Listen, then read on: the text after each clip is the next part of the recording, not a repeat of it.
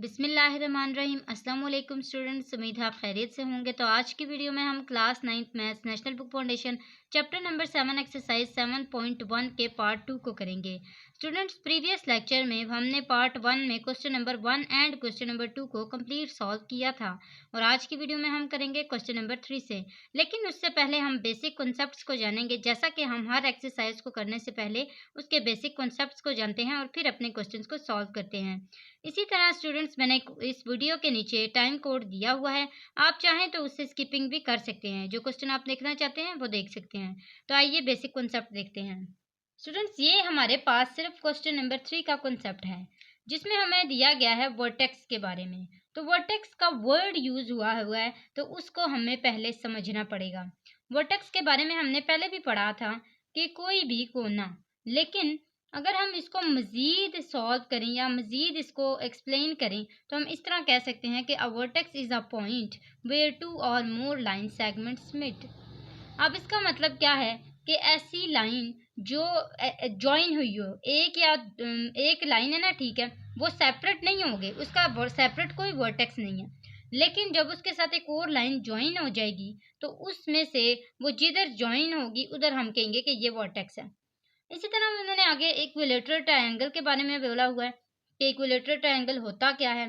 तो वो होता है कि ऐसी ट्रायंगल एंड इक्विलेटरल ट्रायंगल, ऐसी triangle in which all three sides are equal in length, जिसकी तीनों साइड्स लेंथ में इक्वल हों, यानी कि ये तीनों साइड्स आपस में लेंथ के हिसाब से बराबर हों। इसी तरह आइसोसेलेस ट्रायंगल के बारे में बताया गया है कि ऐसी ट्रायंगल जिसकी दो साइड्स इक्वल होंगी लेंथ में। जैसे कि आप इस शेप में देख सकते हैं कि ये वाली जो दो हैं, ये इन साइड्स बिल्कुल सेम है, लेकिन अगर नीचे वाली साइड को देखा जाए तो उसकी लेंथ थोड़ी सी ज़्यादा है बनिस्बत इन दोनों के। उसके बाद राइट ट्रायंगल के बारे में बताया गया है, जो कि हम काफ़ी दफ़ा पहले पढ़ चुके हुए हैं। तो राइट एंगल ट्रायंगल वो ट्रायंगल होती है जिसका एक इंटीरियर एंगल 90 डिग्री के इक्वल होता है। जैसे मैंने आपको ये लाइन बना के दी है, इसका इंटीरियर एंगल क्या है, 90 डिग्री। तो इस हिसाब से ये क्या हुई, राइट ट्रायंगल हुई। उसी तरह स्केलन ट्रायंगल है, जो कि हमारे पास है कि जिसमें थ्री साइड्स डिफरेंट लेंथ्स में होंगी, यानी कि हर साइड उसकी डिफरेंट लेंथ रखेगी। जैसे आप देख सकते हैं ये लाइन थोड़ी ज़्यादा है इससे, और इसके ज़्यादा होने की वजह से इन दोनों में भी डिफरेंस आ गया है। और इस तरह ये हमारे पास तीनों जो लाइंस हैं या तीनों जो साइड्स हैं वो डिफरेंट लेंथ्स रखती हैं। उसके बाद पेरीमीटर के बारे में बताया गया है। तो पेरीमीटर ऑफ ट्रायंगल का फॉर्मूला होता है कि हमने सम करना है सारी साइड्स का।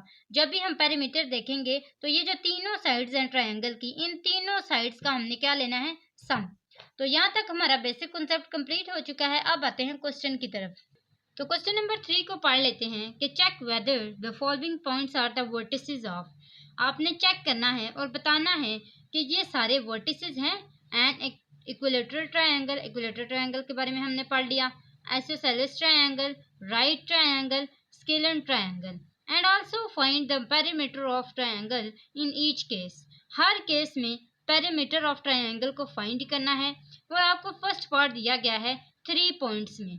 तो इन तीनों पॉइंट्स से हम फाइंड करेंगे और चेक करेंगे कि क्या ये इक्विलेटरल ट्रायंगल है, क्या ये आइसोसेलेस ट्रायंगल है, क्या ये राइट ट्रायंगल है, या क्या ये स्केलन ट्रायंगल है। तो इसको फाइंड करने के लिए हम यहाँ पे सेम वैसे ही क्वेश्चन नंबर 2 और क्वेश्चन नंबर 1 की तरह डिस्टेंस फार्मूला को यूज़ करेंगे और फिर इन तीनों साइड्स के बारे में बताएंगे कि ये इक्वल हैं, नहीं इक्वल, दो साइड्स इक्वल हैं, और उन सारी इंफॉर्मेशन को कलेक्ट करने के बाद हम ये सारा कुछ बताएंगे। तो आइए पार्ट 1 को सॉल्व करते हैं। तो सबसे पहले तो हम इनको नेमिंग दे देते हैं, किसकी, ए, बी और सी की। हम कह देते हैं कि ए 2 और 3 है, बी 5 और 3 है, और सी 2 और 1 है।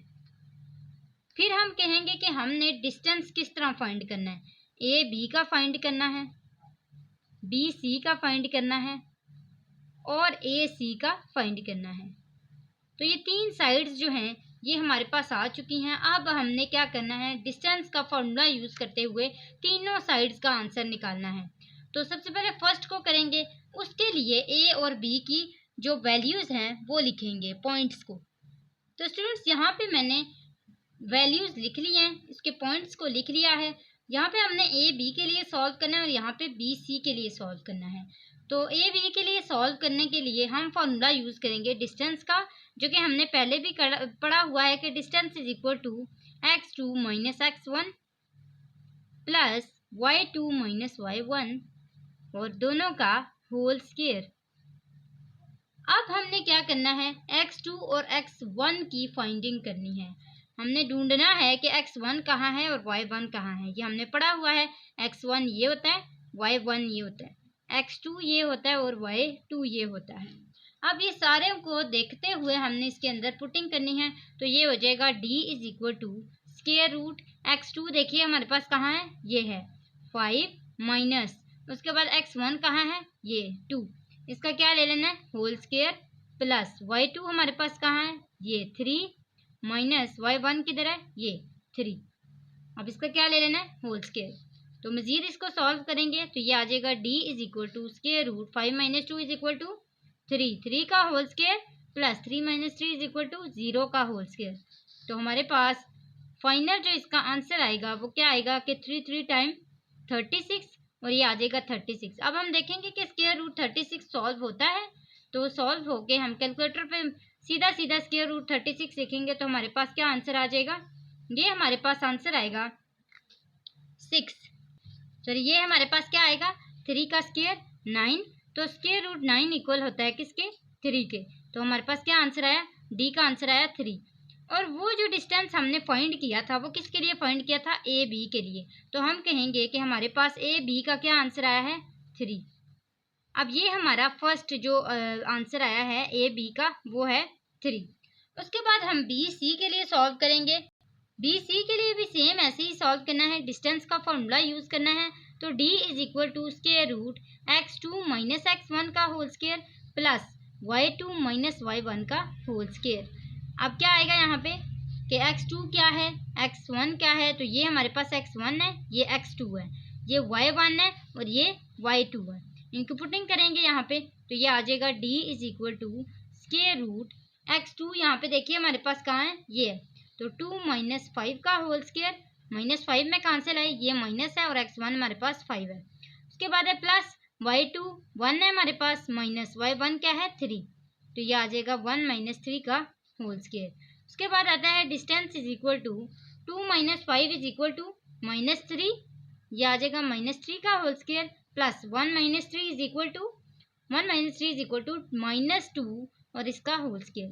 अब मजीद इसको सॉल्व करेंगे तो ये हमारे पास आ जाएगा d is equal to square root 3 time 9 plus 2 time 4। ये माइनस मैंने क्यों नहीं डाला, क्योंकि जब भी हमारे पास इवन की पावर आती है तो हमारा जो बेस होती है वो क्या हो जाती है, हमेशा पॉजिटिव रहती है। तो 9 plus 4 is equal to square root 13 और ये हमारे पास आ जाएगा स्क्वायर रूट 13। इसका मतलब है कि हमारे पास बी सी का क्या आंसर आया है, स्क्वायर रूट 13। तो इसके साथ मैं यहाँ पे मेंशन भी कर देती हूँ कि B C is equal to square root 13 और ये हमारे पास सेकंड आंसर आया है इसका। इसके बाद हमने किसके लिए सॉल्व करना है, ए सी के लिए। तो ए सी के लिए कैसे सॉल्व करेंगे, ये ए की वैल्यू है और ये सी की वैल्यू है। अब इन दोनों में से हमने देखना है x1 और y1 कहाँ है, तो ये x1 है, ये y1 है, ये x2 है और ये y2 है। डिस्टेंस का फॉर्मूला लिखेंगे तो d is equal to square root x2 minus x1 इसका whole square plus y2 minus y1 का होल स्क्वायर। इसके अंदर पुटिंग करेंगे तो d इज इक्वल टू, यहाँ पे देखते हुए x2 और x1 को हमने इधर पुट करना है, तो ये क्या आ जाएगा 2 और ये माइनस 2 ये वाला इसका होल स्क्वायर प्लस y2 देखिए हमारे पास क्या है 1 है, तो 1 माइनस y1 क्या है 3, तो 3 का होल स्क्वायर। तो मजीद हम इसको सॉल्व करेंगे 2 माइनस 2 इज इक्वल टू, तो यहाँ पे हम लिखेंगे कि d इज इक्वल टू 0 है ना, तो स्क्वायर रूट 0 का होल स्क्वायर और साथ ही साथ plus 1 minus 3 is equal to minus 2 का होल स्क्वायर। अब इसको मजीद सॉल्व करेंगे तो ये 0 तो नहीं लिखेंगे ना, माइनस 2 लिखेंगे, माइनस 2 का होल स्क्वायर लेंगे तो हमारे पास क्या आएगा जस्ट 4। तो हमारे पास जो ए सी का आंसर आएगा फाइनल वो क्या आएगा 2। तो ये देखिए कि ये हमारे पास थर्ड आंसर आया है। फर्स्ट, सेकंड और थर्ड तीनों आंसर आ चुके हैं। अब आपने वही सारे कॉन्सेप्ट्स को जहन में रखते हुए बताना है कि इसमें से ये कौन सी ट्रायंगल होगी। तो मैं आपको एक दफ़ा फिर कॉन्सेप्ट्स दिखा देती हूँ। तो सबसे पहले हम देखेंगे इक्विलेटरल ट्रायंगल को। इक्विलेटरल ट्रायंगल में हमने पढ़ा था कि तीनों साइड्स इक्वल होंगी, जबकि यहाँ पे देखिए कि यहाँ पे जो हमारे पास ए बी, बी सी और ए सी के आंसर आए हैं वो तीनों डिफरेंट आए हैं। ऐसे ही है ना, एक का 3 आया, दूसरे का स्क्वायर रूट 13 आया, तीसरे का 2 आया है। तो हम ऐसा कह सकते हैं क्या कि यहाँ पे ये इक्विलेटरल ट्रायंगल है? नहीं, क्योंकि इसकी तीनों साइड्स डिफरेंट हैं और इक्विलेटरल ट्रायंगल में तीनों साइड्स का सेम होना ज़रूरी होता है। तो हम यहाँ पे ए पार्ट के लिए लिखेंगे कि नॉट इक्विलेटरल ट्रायंगल। तो ये देखिए यहाँ पे मैंने ए मेंशन किया हुआ है ना, इसके आगे मैं लिखूंगी नॉट इक्विलेटरल ट्रायंगल, क्योंकि ये इक्विलेटरल ट्रायंगल नहीं है। इसी तरह मज़ीद हम देखेंगे तो हमारे पास नेक्स्ट जो है वो आइसोसेलेस ट्रायंगल है। तो आइसोसेलेस ट्रायंगल में हमने पढ़ा था कि इसकी 2 साइड्स का इक्वल होना ज़रूरी है, जबकि आप यहाँ पे देख सकते हैं कि इसकी तो तीनों साइड्स ही डिफरेंट हैं। ऐसा ही है ना, तो तीनों साइड्स डिफरेंट है तो हम क्या कह सकते हैं यहाँ पे कि ये आइसोसेलेस ट्रायंगल है? नहीं, तो हम यहाँ पे क्या लिखेंगे? Not isosceles triangle.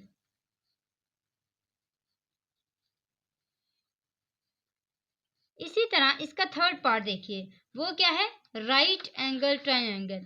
थर्ड, अब राइट एंगल ट्रायंगल को हम कैसे देखेंगे कि इसमें हमें बताया गया है 90 डिग्री, एक इंटीरियर एंगल जो है वो 90 डिग्री के इक्वल होगा। तो हमने क्या राइट एंगल ट्रायंगल के लिए एक फार्मूला नहीं पढ़ा हुआ पाइथागोरस थ्योरम का, बाय पाइथागोरस थ्योरम? अब बाय पाइथागोरस थ्योरम हम करेंगे और बताएंगे कि क्या ये राइट ट्रायंगल है या नहीं। तो यहाँ पे हम इसको सॉल्व करेंगे, बाय पाइथागोरस थ्योरम लिखेंगे और फिर उसके बाद इसका फॉर्मूला यहाँ पे यूज करेंगे। फॉर्मूला क्या होता है इसका? A square is equal to P square plus B square. अब इसके अंदर पुटिंग करेंगे, तो पुटिंग किस तरह करेंगे? हमें एक ट्रायंगल बनानी पड़ेगी। जैसे मैं यहाँ पे एक ट्रायंगल बना देती हूँ कि ये मेरे पास एक ट्रायंगल है और ये ए है, ये बी है और ये सी है। अब ए सी का देखिए मेरे पास क्या आंसर आया था, ये देखिए ए सी इज इक्वल टू 2। तो मैं कह देती हूँ कि ए सी इज इक्वल टू 2 है। उसके बाद बी सी का देखिए क्या आंसर आया है, स्क्वायर रूट 13। तो मैं यहाँ पे क्या लिख लूँगी? Square root 13। उसके बाद देखिए कि मेरे पास ए बी का क्या आंसर आया, तो वो है 3। अब यहाँ पे देखिए कि मेरे पास जो A square is equal to P square plus B square है उसके अंदर पुट करके क्या सेम आंसर आता है? तो ये हमने देखना है। एच हमारे पास क्या है? 3। तो मैं यहाँ पे लिख लेती हूँ 3 का whole square is equal to P square. P मेरे पास क्या है? ये परपेंडिकुलर, और ये क्या है? 13 का होल स्क्वायर प्लस बी है, तो बी देखिए ये क्या है हमारे पास? 2 बेस। तो ये देखिए यहाँ पे क्या आ जाएगा? 2 का होल स्क्वायर। अब आपने इसको प्लस करना है, तो पुटिंग करके देखिए कि हमारे पास ये स्क्वायर रूट से कैंसिल हो जाएगा और पीछे यहाँ पे क्या बचेगा? 13 is equal to 3 time 9 plus 2 time 4। तो 9 प्लस 4 इज इक्वल टू 13। और इस तरह ये 13 इज इक्वल टू 13 आ चुका है, तो इसका मतलब है कि ये एक राइट ट्रायंगल है। तो हम क्या कहेंगे कि it is a right triangle. और साथ ही हम इस तरह भी लिख सकते हैं कि ये जो गिवन पॉइंट्स हैं ये वर्टिसेस हैं किसकी? राइट ट्रायंगल की। तो वर्टिसेस ऑफ राइट ट्रायंगल। अब ये हमारे पास सी पार्ट है इसका। इसके बाद आता है डी पार्ट। डी पार्ट में हमारे पास क्या है? स्केलन ट्रायंगल, जिसमें हमें कहा गया था कि तीनों साइड्स जो हैं वो इसकी डिफरेंट होंगी। हमने बेसिक कॉन्सेप्ट में यही पढ़ा था ना कि तीनों साइड्स डिफरेंट होंगी। ये देखिए it is a triangle in which all 3 sides are in different lengths. तो ऐसा नहीं है ऐसा। तो हम क्या कहेंगे डी पार्ट में? Yes, it is a scalene triangle. तो डी पार्ट में मैं लिखूंगी कि it is a scalene triangle. उसके बाद क्या आएगा? लास्ट पार्ट इसका, जिसमें हमें कहा गया था कि पेरीमीटर फाइंड करना है। और पेरीमीटर का फॉर्मूला मैंने आपको बता दिया था कि perimeter is equal to sum of all sides. तो perimeter of triangle is equal to sum of all sides. जो भी साइड्स का आपका आंसर आया है उन सबको आपने ऐड कर देना है। तो फर्स्ट हमारा क्या आया है, फर्स्ट आया था 3, हम उसको प्लस करेंगे। फिर सेकंड स्क्वायर रूट 13, फिर प्लस 2, 2 ही आया ना। अब सबको जब हमने यहाँ पे लिखा तो हम यहाँ पे कहेंगे कि 3 और प्लस 2 इज इक्वल टू 5, और हमारे पास इसके साथ क्या आया हुआ है, स्क्वायर रूट 13। तो हम क्या लिखेंगे, 5 प्लस स्क्वायर रूट 13। ये प्लस लाजमी डालना है, क्योंकि अगर ये ना डाला तो फिर इससे रिप्रेजेंट होगा कि ये 5 इसके साथ मल्टीप्लाई हो रहा है। तो हम इसको एज इट इज इसी तरह लिखेंगे। तो यहाँ पे हमारा पेरीमीटर का भी आंसर आ चुका है, और इस तरह फर्स्ट पार्ट कंप्लीट होता है। सेकंड पार्ट की तरफ आते हैं। तो स्टूडेंट सेकंड पार्ट आप यहाँ पे देख सकते हैं, मैंने यहाँ पे लिख लिया है ABCQ, जो इसके नाम थे वो भी दे दिए हैं, और साथ ही साथ AB के लिए जो हमने फाइंड करना है और इसमें A और B की वैल्यूज को पुट करना है वो भी लिखे हैं। अब इसके बाद हमने क्या करना है, x1 और y1 को देखना है। तो x1 हमारे पास ये है, y1 ये, x2 ये और y2 ये। अब इन चारों को देखते हुए हमने डिस्टेंस के फार्मूले के अंदर पुटिंग करनी है। तो डिस्टेंस का फार्मूला हमने अभी पढ़ा कि d is equal to square root x2 minus x1 इसका whole square plus y2 minus y1 का होल स्क्वायर। अब x2 यहाँ पे देखिए क्या है, वो है 1, तो हम इसको देखते हुए इसके अंदर पुटिंग करेंगे। तो यहाँ पे क्या आएगा, 1 माइनस x1 किसके इक्वल है, 0 के, इसका होल स्क्वायर प्लस y2 हमारे पास क्या है, स्क्वायर रूट 3 माइनस y1 क्या है, 0, इसका होल स्क्वायर। अब इसको मजीद सॉल्व करते हैं तो ये हमारे पास क्या आ जाएगा, 1 माइनस 0 इज इक्वल टू 1 का होल स्क्वायर प्लस, इसमें देखिए माइनस 0 लिखने की जरूरत तो नहीं है ना। अगर स्क्वायर रूट में से स्क्वायर रूट 3 में से 0 माइनस करें तो हमारे पास आंसर स्क्वायर रूट 3 ही आएगा। तो इसका मतलब है यहाँ पे क्या आ जाएगा, स्क्वायर रूट 3 का होल स्क्वायर। तो यहाँ पे देखिए हमारे पास क्या आ जाएगा, 1 टाइम 1 प्लस ये इसके साथ कैंसिल हो जाएगा, पीछे क्या बचा, 3। तो हम 3 प्लस 1 करेंगे, 4 आंसर आएगा। अब ये जो आंसर आया है एक्चुअली ये किसका है, AB का। तो AB is equal to square root 4, और स्क्वायर रूट 4 को जब हम मजीद सॉल्व करें तो हमारे पास क्या आंसर आ जाता है, 2। तो मैं यहाँ पे 2 लिख सकती हूँ ना कि AB मेरे पास क्या आया है, AB इज इक्वल टू 2। तो ये मेरे पास AB का आंसर आ चुका है। मैं इसको हाईलाइट भी कर देती हूँ ताकि हमें बाद में इसको फाइंड ना करना पड़े। अब हमने सॉल्व करना है BC के लिए। तो BC के लिए भी वैसे ही सॉल्व करना है, मैंने यहाँ पे नेमिंग कर दी है इनकी। अब इसके नीचे हम लोग क्या करेंगे, x1 और y1 को देखेंगे। तो x1 यहाँ पे हमारे पास कहाँ है, ये x1 y1 x2 y2। इसको देखते हुए हम डिस्टेंस के फॉर्मूले के अंदर इसको पुट करेंगे। तो d is equal to square root x2 minus x1 का whole square plus y2 minus y1 का होल स्क्वायर। इसके अंदर पुटिंग करते हैं तो d is equal to square root x2 देखिए हमारे पास क्या है, 2, तो 2 माइनस x1 क्या है, 1, इसका होल स्क्वायर प्लस y2 ये हमारे पास क्या है, 0 माइनस y1 क्या है, स्क्वायर रूट 3 और इसका होल स्क्वायर। अब ये देखिए 2 माइनस 1 इज इक्वल टू 1, तो ये हमारे पास आ जाएगा 1 का होल स्क्वायर प्लस ये क्या आएगा, माइनस स्क्वायर रूट 3 का होल स्क्वायर।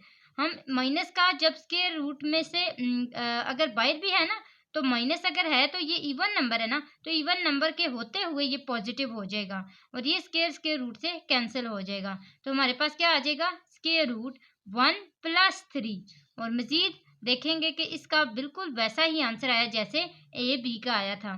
तो ये हमारे पास क्या आ जाएगा, BC is equal to square root 4 किसके इक्वल होता है, 2 के। तो हम क्या लिखेंगे, BC इज इक्वल टू 2। ये हमारे पास सारा क्या था, डिस्टेंस हम फाइंड कर रहे थे। अब यहाँ पे हमारे पास BC का आंसर आ चुका है और वो हमारे पास सेकंड फॉर्म है इसकी, ये फर्स्ट है और ये सेकंड है। अब थर्ड को फाइंड करते हैं जो कि है AC। तो AC के लिए भी हम सेम वही रूल अप्लाई करेंगे इसके ऊपर। ये हमारे पास x1 है, ये y1 है, ये x2 है और ये y2 है। डिस्टेंस का फॉर्मूला लिखेंगे, d is equal to square root x2 minus x1 इसका whole square plus y2 minus y1 का होल स्क्वायर। इसके अंदर पुटिंग करते हैं तो d is equal to square root x2 देखिए क्या है, 2 माइनस x1 क्या है 0 प्लस y2 क्या है 0 माइनस y1 क्या है 0।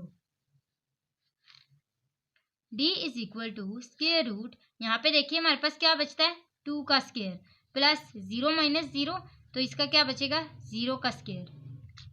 अब यहाँ पे देखिए हमारे पास बचा क्या 2 का स्क्वायर, तो 2 टू जार 4 और ये हमारे पास बचा d is equal to square root 4 और स्क्वायर रूट 4 किसके इक्वल हो गया 2 के। तो हम क्या लिखेंगे यहाँ पे कि हमारे पास जो फाइनल आंसर आया है ए सी का वो क्या आया है ए सी इज इक्वल टू 2।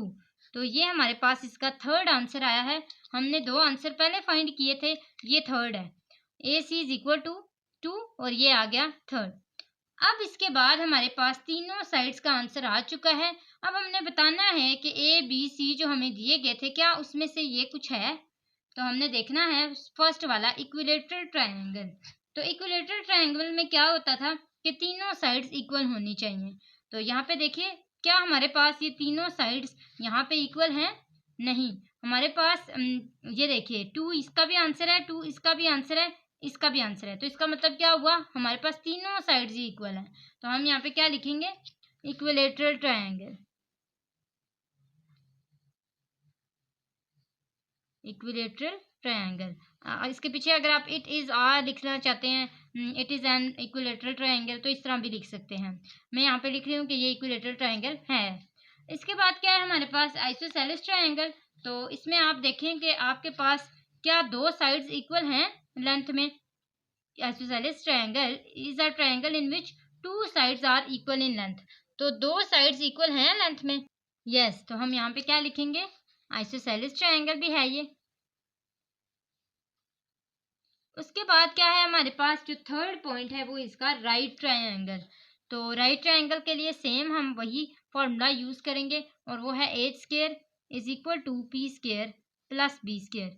अब यहाँ पे हमें पहले से ही पता लग जाता है कि ये राइट एंगल ट्रायंगल नहीं है, क्योंकि अगर हम दो साइड्स को आपस में प्लस करेंगे तो हमारे पास थर्ड जो साइड है ना इसकी 2 वाली, इसका आंसर नहीं आ सकता। तो हम क्या कहेंगे कि ये राइट ट्रायंगल नहीं है, तो नॉट राइट ट्रायंगल।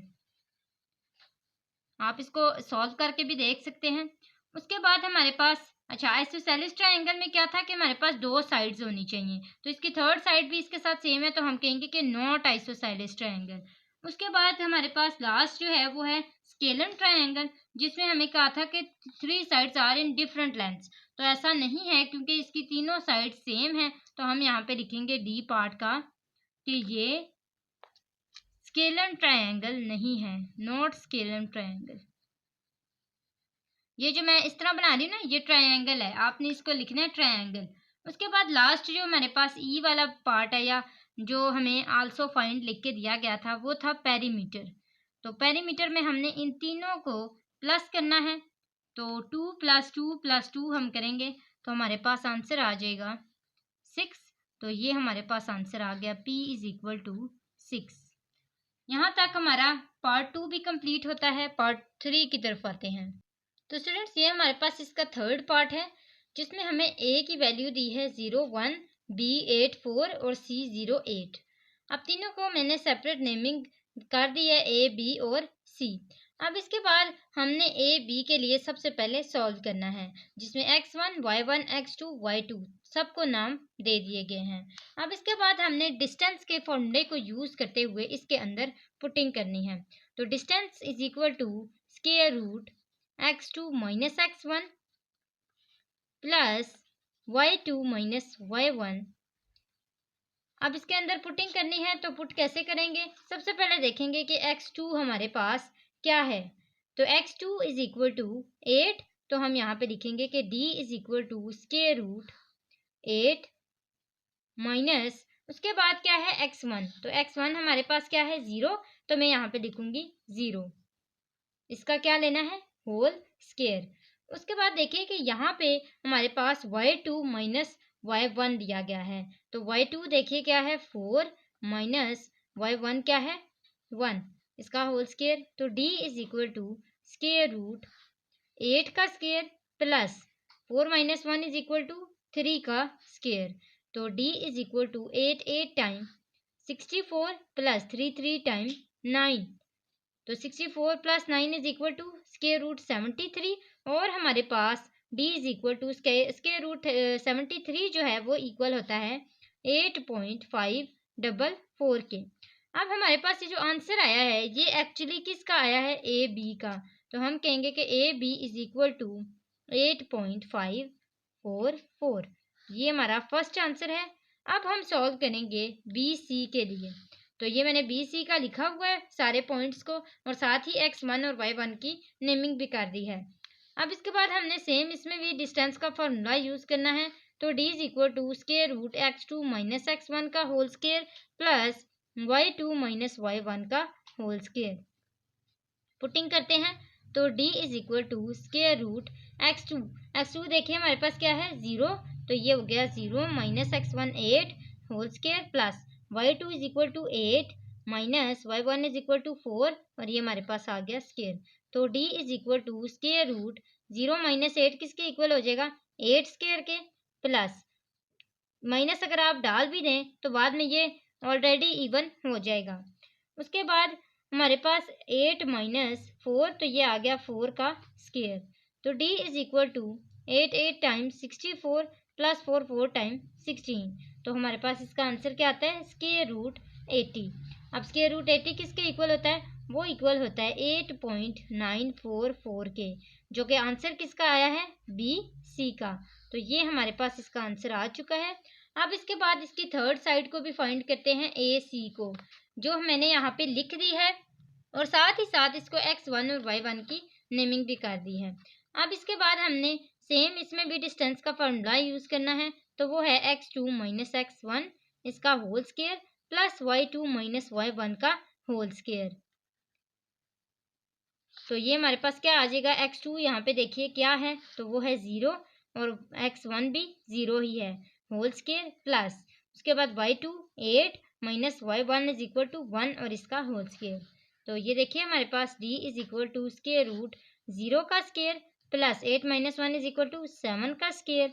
तो d इज इक्वल टू 0 का स्क्वायर हमारे पास 0 ही आएगा, 7 का स्क्वायर हमारे पास क्या आएगा 49। तो ये हमारे पास आ जाएगा 49 का square root is equal to 7। तो हम कह सकते हैं कि हमारे पास ए सी का क्या आंसर आया है, 7। ये हमारे पास क्या है, थर्ड पार्ट है इसका। इसके बाद हमें एक ए बी सी की जो वैल्यूज़ हैं वो फाइंड करनी है, ए बी सी के जो पार्ट्स हैं। तो ए का जो पार्ट है उसमें था इक्विलेटरल ट्रायंगल। तो हम देखेंगे कि यहाँ पे क्या ये इक्विलेटरल ट्रायंगल है। तो आप देखें कि यहाँ पे है। इक्विलेटरल ट्रायंगल में हमें क्या बताया गया था कि तीनों साइड्स का इक्वल होना ज़रूरी है, ऐसे ही था ना। आप देखें तीनों साइड्स का इक्वल होना ज़रूरी है। तो तीनों साइड्स यहाँ पे क्या इक्वल हैं, नहीं। तो हम यहाँ पे क्या लिखेंगे, नॉट इक्विलेटरल ट्रायंगल। इसी तरह इसके बाद हम देखेंगे कि क्या ये आइसोसेलेस ट्रायंगल है। आइसोसेलेस ट्रायंगल में क्या होता है कि एटलीस्ट 2 साइड्स का इक्वल होना ज़रूरी है। तो 2 साइड्स क्या यहाँ पे इक्वल हैं, नहीं। तो ये आइसोसेलेस ट्रायंगल भी नहीं है। इसके बाद हमारे पास क्या आता है, राइट ट्रायंगल। तो राइट ट्रायंगल के लिए वही फार्मूला यूज़ होगा, H square is equal to P square plus B square वाला। तो एच स्क्वायर हम देखेंगे हाइपोटेन्यूज। हाइपोटेन्यूज में हम क्या यूज़ करेंगे, तो हम यहाँ पे एक ट्रायंगल बना लेते हैं कि ये हमारे पास एक ट्रायंगल है जिसमें ये ए है और ये बी है और ये सी है। बी सी जो होता है वो हाइपोटेन्यूज होता है। तो हाइपोटेन्यूज को मैं कह लेती हूँ कि यहाँ पे जो हमारे पास बी सी है वो क्या है 8.944। इसका whole square is equal to P, हमारे पास क्या है पी परपेंडिकुलर, जो कि यहाँ पे आता है। तो परपेंडिकुलर ए बी है, हमारे पास ए बी का क्या आंसर है 8.544 का होल स्क्वायर प्लस 7 का होल स्क्वायर। बेस हमारे पास 7 है। तो यहाँ पे देखें कि हमारे पास इसका होल स्क्वायर और इन दोनों का होल स्क्वायर इसके बराबर नहीं आता। तो हम क्या कहेंगे कि ये राइट ट्रायंगल नहीं है, तो नॉट राइट ट्रायंगल। उसके बाद डी है, डी वाला पार्ट हमारे पास क्या होता है स्केलन, जिसमें एटलीस्ट 2 साइड्स का इक्वल होना ज़रूरी है। सॉरी, स्केलन ट्रायंगल में हमारे पास क्या होता है कि तीनों साइड्स हमारे पास डिफरेंट होंगी। तो क्या यहाँ पे ऐसा है कि तीनों साइड्स डिफरेंट हैं? यस। तो इसका मतलब है कि ये हमारे पास स्केलन ट्रायंगल है। तो पेरीमीटर फाइंड करें, सबको आपस में प्लस करें, 8.544 प्लस 8.944 प्लस 7। तो हम इन तीनों को जब प्लस करेंगे तो हमारे पास आंसर आएगा 24.488। अच्छा, इसके बाद जब भी हम क्वेश्चन सॉल्व करेंगे तो हम उसमें सिर्फ वही लिखेंगे जो हमारे पास वो होगा, बाकी लिखने की ज़रूरत नहीं है। हम सिर्फ ये लिखेंगे कि these points are the vertices of, जिसके भी हैं, जैसे यहाँ पे स्केलन ट्रायंगल के है ना, तो हम कहेंगे कि the points are the vertices of scalene triangle. तो पार्ट 4 भी हमारे पास कुछ इसी तरह का दिया गया है, जिसमें मैंने ए बी की और सी की मेंशनिंग कर दी है। सबसे पहले हम सॉल्व करेंगे ए बी के लिए, जिसमें मैंने ए बी को नेमिंग दे दी है x1 और y1 की। डिस्टेंस का फॉर्मूला यूज़ करते हुए ए बी का आंसर निकालेंगे। तो d is equal to square root x2 minus x1 का whole square plus y2 minus y1 का होल स्क्वायर। तो d is equal to square root x2, देखिए यहाँ पे हमारे पास क्या है, तो x2 इज इक्वल टू 3, तो ये हमारे पास आ जाएगा 3। और यहाँ पे देखिए x1 हमारे पास -3 है, तो फॉर्मूले वाले माइनस के साथ ये मल्टीप्लाई होगा, तो माइनस माइनस क्या हो जाएगा, +3 प्लस उसके बाद हमारे पास क्या है -3, और इसी तरह ये माइनस माइनस +5 हो जाएगा। तो ये हमारे पास आएगा 3 + 3 इज इक्वल टू 6, 6 का whole square plus minus minus 5 में से 3 निकाले 2 का होल स्क्वायर। तो d is equal to 6 time 36 plus 2 time 4। तो हमारे पास इन दोनों को आपस में प्लस करने से आंसर आएगा 40। तो ये हमारे पास ए बी का आंसर आ जाएगा स्क्वायर रूट 40। मैंने हाईलाइट भी कर दिया। उसके बाद हम बी सी के लिए सॉल्व करेंगे। तो बी सी के लिए भी सेम ऐसे ही सॉल्व होगा। d is equal to square root x2 minus x1 का whole square plus y2 minus y1 का होल स्क्वायर। पुटिंग करेंगे इसके अंदर, तो ये आ जाएगा d is equal to square root x2, यहाँ पे देखिए हमारे पास क्या है, तो वो है 0 माइनस 3 का होल स्क्वायर प्लस 6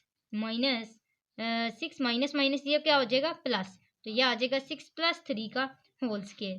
तो d is equal to square root -3 का whole square plus 6 + 3 is equal to 9, तो 9 का होल स्क्वायर। और ये हमारे पास आ जाएगा d is equal to 3 time 9 plus 9 time 81, तो 81 + 9 इज इक्वल टू 90, तो ये आ जाएगा स्क्वायर रूट 90। अब ये हमारे पास आंसर किसका आया है, बी सी का। तो B C is equal to square root 90। ये हमारे पास सेकंड आया है, ये हमारे पास फर्स्ट आया था। अब इसके बाद हम थर्ड पार्ट के लिए सॉल्व करते हैं। तो वो है a -3 -5, जिसमें मैंने मेंशनिंग भी कर दी थी x1 और y1, x2 और y2 की। तो फॉर्मूला यूज़ करते हैं डिस्टेंस का। तो d is equal to square root x2 minus x1 का whole square plus y2 minus y1 का होल स्क्वायर। तो d is equal to square root x2, यहाँ पे देखिए क्या है 0 माइनस माइनस प्लस, तो ये आ गया 3 का होल स्क्वायर। उसके बाद प्लस y2, यहाँ पे देखिए क्या है 6, तो 6 यहाँ पे क्या है प्लस माइनस माइनस प्लस हो जाएगा, ये हो जाएगा +5 का होल स्क्वायर। उसके बाद क्या है d is equal to square root 3 का होल स्क्वायर प्लस 11 का 6 + 5 इज इक्वल टू 11 हो जाएगा, तो 11 का whole square. d is equal to square root 3 time 9 plus 11 time 121, और ये हमारे पास आंसर आ जाएगा स्क्वायर रूट 130। तो d is equal to square root 130, जो कि हमारा आंसर किसका है, ए सी का। तो मैं कहूँगी A C is equal to square root 130। तो ये जो अब हमारे पास तीनों आंसर आए हैं, इससे हम देखेंगे, इन्फ्लुएंस करेंगे कि हमारे पास कौन सी ट्रायंगल बनती है ये। तो सबसे पहले देखेंगे इक्विलेटरल ट्रायंगल को। क्या ये इक्विलेटरल ट्रायंगल है? नहीं, क्योंकि इसकी तीनों साइड्स डिफरेंट हैं और इक्विलेटरल ट्रायंगल में तीनों साइड्स का सेम होना लाजमी है। उसके बाद हमारे पास आइसोसेलेस ट्रायंगल आती थी, जिसमें हमारे पास 2 साइड्स इक्वल होती हैं। तो ऐसा भी नहीं है कि इसकी दोनों साइड्स इक्वल हों। फिर है थर्ड राइट ट्रायंगल, जिसको हम फाइंड करेंगे और देखेंगे कि हमारे पास 2 साइड्स को आपस में प्लस करने से आंसर आता है। तो हम देखेंगे इसको राइट ट्रायंगल के लिए।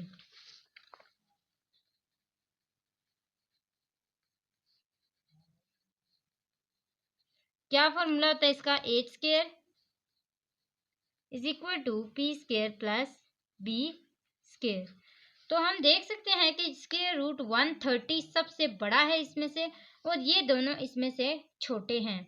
तो हम कह लेंगे कि square root 130 is equal to square root 40 plus square root 90। तो इन दोनों को आपस में प्लस करते हैं और देखते हैं हमारे पास स्क्वायर रूट 130 आता है या नहीं। तो ये देखिए कि ये दोनों 130 के इक्वल हो चुके हैं, और हम कह सकते हैं कि ये हमारे पास क्या है, इसका होल स्क्वायर भी था ना, तो होल स्क्वायर में इसकी कटिंग भी हो सकती है। तो यहाँ पे देखिए ये इससे कट हो गया और 130 इज इक्वल टू 130 आ गया। तो हम कह सकते हैं कि ये क्या है कि these vertices are the right triangle. तो दीज पॉइंट्स, ये पॉइंट्स है ना, these points are the vertices of right triangle. ये आप स्टेटमेंट दे सकते हैं इसको। तो मैं आपको इस पार्ट का थोड़ा सा रिव्यू भी दिखा देती हूँ। तो यहाँ पे देखिए कि ये हमारा जो पार्ट 4 है वो कंप्लीट हो चुका है। पार्ट 5 को करते हैं अब। तो पार्ट 5 भी हमें सेम ऐसे ही दिया गया है। सबसे पहले हम इसमें भी ए बी के लिए सॉल्व करेंगे, और ए बी के लिए सॉल्व करने से पहले इसको एक x1 देंगे, y1 देंगे, x2 देंगे, y2 देंगे। फिर इसी के साथ यहाँ पे भी x1, y1, x2 और y2 देंगे। तो यहाँ पे हम इसकी जो मेंशनिंग है वो हमने कर ली है। अब हम इसका डिस्टेंस का फॉर्मूला यूज करेंगे। तो d is equal to square root x2 minus x1 इसका whole square plus y2 minus y1 का होल स्क्वायर। तो d is equal to square root x2, देखिए यहाँ पे हमारे पास क्या है, तो वो है -1, और x1 +1 हो जाएगा, प्लस ये हमारे पास आ जाएगा 5 + 1 का होल स्क्वायर। तो d इज इक्वल टू 0 का square plus 5 + 1 is equal to 6 का स्क्वायर। तो हमारे पास इसका आंसर क्या आएगा, d इज इक्वल टू 6 का होल स्क्वायर, और वो आएगा 36। तो हमारे पास इसका आंसर आ जाएगा 6, जो कि ए बी का आंसर आया है। तो मैं इसको हाईलाइट भी कर देती हूँ। उसके बाद हम सेकंड पार्ट को करते हैं, यानी कि इसी के सेकंड स्टेप को। तो बी सी के लिए फाइंड करना है। हम मजीद इसके लिए भी डी का ही डिस्टेंस का ही फॉर्मूला यूज करेंगे, x2 माइनस x1 का whole square plus y2 minus y1 का होल स्क्वायर। इसमें पुटिंग करते हैं। तो d is equal to square root x2, यहाँ पे देखिए हमारे पास क्या है 4, और ये माइनस माइनस प्लस 1 का होल स्क्वायर प्लस 2 माइनस 5 का whole square. d is equal to 4 + 1 is equal to 5 का whole square plus 2 minus 5 is equal to -3 का होल स्क्वायर। तो ये हमारे पास क्या आ जाएगा, d is equal to 5 time 25 plus 3 time 9। तो 25 + 9 इज इक्वल टू 34। तो ये आ जाएगा स्क्वायर रूट 34। अब हम इसके सी जो लास्ट इसका स्टेप है ए सी वाला, वो करते हैं। तो यहाँ पे x1 ये है हमारे पास, y1 ये है, x2 ये है, और ये y2 है। तो ये हमारे पास क्या आ जाएगा, d is equal to square root x2 minus x1 का whole square plus y2 minus y1 का होल स्क्वायर। तो इसके अंदर पुटिंग करते हैं। तो ये आ जाएगा d is equal to square root x2, देखिए यहाँ पे हमारे पास क्या है, तो वो है 4 माइनस माइनस प्लस 1 का होल स्क्वायर प्लस 2 + 1 का होल स्क्वायर। तो d इज इक्वल टू 5 का होल स्क्वायर प्लस 3 का होल स्क्वायर। तो d is equal to 5 time 25 plus यहाँ पे देखिए 3 टाइम 9। तो ये आ जाएगा 25 + 9 is equal to square root 34, जो कि हमारा आंसर किसका आया है, ए सी का। तो A C is equal to square root 34। अब यहाँ पे हमने देखना है कि हमारे पास किस तरह के आंसर आए हैं। तो सबसे पहले हम देखते हैं इक्विलेटरल ट्रायंगल के बारे में कि क्या इसकी तीनों साइड्स इक्वल हैं। नहीं, इसकी एक साइड डिफरेंट है, तो इससे ये इक्विलेटरल ट्रायंगल नहीं हो सकता। उसके बाद है आइसोसेलेस ट्रायंगल। क्या ये आइसोसेलेस ट्रायंगल है जिसमें दो साइड्स इक्वल होनी चाहिए और थर्ड डिफरेंट होनी चाहिए। तो ऐसा यहाँ पे है, क्योंकि स्क्वायर रूट 34 दोनों इक्वल हो गए, और एक हमारे पास डिफरेंट है, जिससे हम कह सकते हैं कि these points are the vertices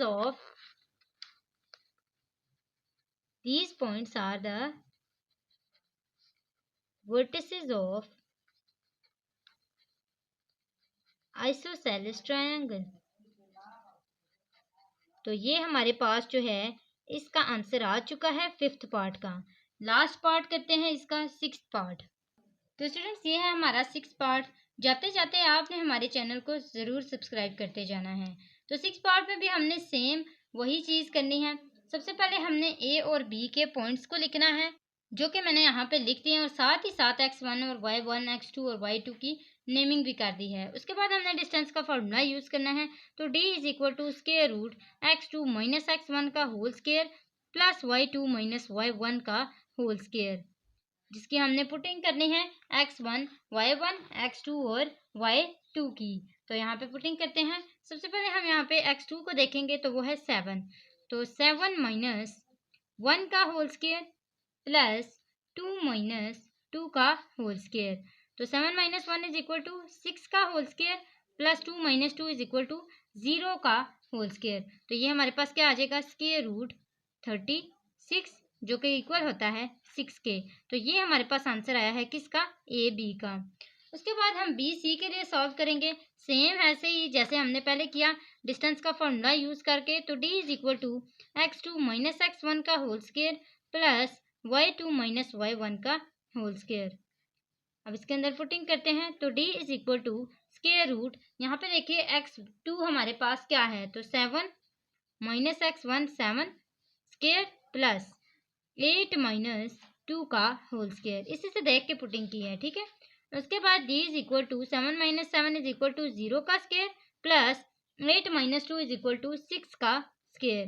तो ये हमारे पास आ जाएगा स्क्वायर रूट 36 के इक्वल, जो कि इक्वल होता है 6 टाइम 36। तो बी सी का आंसर क्या आया, 6। तो हम कहेंगे कि B C is equal to 6। अब इसका लास्ट स्टेप जो कि ए सी है, अब हम इसको फाइंड करेंगे सेम डी के डिस्टेंस के फॉर्मूले से, x2 माइनस x1 का whole square plus y2 minus y1 का होल स्क्वायर। पुटिंग करते हैं। तो d is equal to square root x2 देखिए हमारे पास क्या है, 7 माइनस 1 का होल स्क्वायर प्लस 8 माइनस 2 का होल स्क्वायर।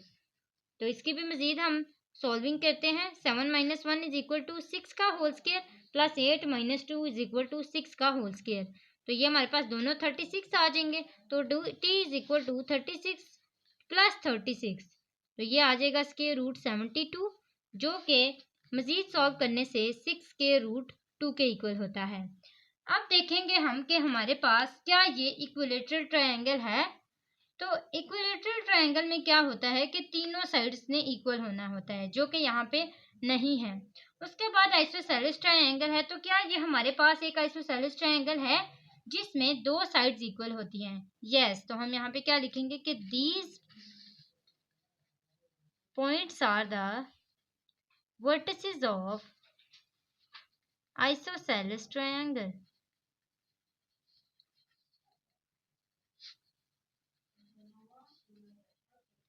अब इसके बाद और देखिए राइट ट्रायंगल। तो क्या हमारे पास ये राइट ट्रायंगल आ सकता है? 6 और 6 को प्लस करने से 6 के रूट 2 आ सकता है? नहीं। तो इसका मतलब है कि ये राइट ट्रायंगल भी नहीं है। और इसका जो लास्ट है स्केलन ट्रायंगल, जिसमें होता है कि तीनों ये डिफरेंट होंगे, तो ऐसा नहीं है। इसके दो साइड्स जो हैं वो आपस में सेम हैं, तो हम ऐसा नहीं कह सकते कि ये स्केलन ट्रायंगल है। उसके बाद लास्ट जो इसका पार्ट है वो है पेरीमीटर। तो पेरीमीटर को इसके फाइंड कर लेते हैं, सम कर लेते हैं इन सारी साइड्स का। तो perimeter is equal to 6 plus 6 plus 6 के रूट 2। तो 6 प्लस 6 प्लस 6 के रूट 2, जिसका आंसर हमारे पास आता है 6 प्लस 6 इज इक्वल टू 12, और ये आ गया 12 प्लस 6 के रूट 2। तो ये हमारे पास इसका आंसर आ चुका है। यहाँ तक हमने क्वेश्चन नंबर 3 कंप्लीट सॉल्व किया है। स्टूडेंट्स, उम्मीद है आपको अच्छे से समझ आ गया होगा। अगर फिर भी ना समझ आए तो फिर आप कमेंट बॉक्स में ज़रूर बताइएगा। अगर समझ आ जाए तो फिर भी बता दिया करें। और जाते जाते हमारे चैनल को ज़रूर सब्सक्राइब करें। वीडियो अच्छी लगा करें तो लाइक ज़रूर किया करें, और हमें इसी तरह सपोर्ट करते रहा करें, ताकि हम आपके लिए इस तरह की अच्छी न्यू वीडियोज़ बनाकर लाते रहा करें। तो आज के लिए बस इतना ही। अगली वीडियो तक के लिए अल्लाह हाफिज़।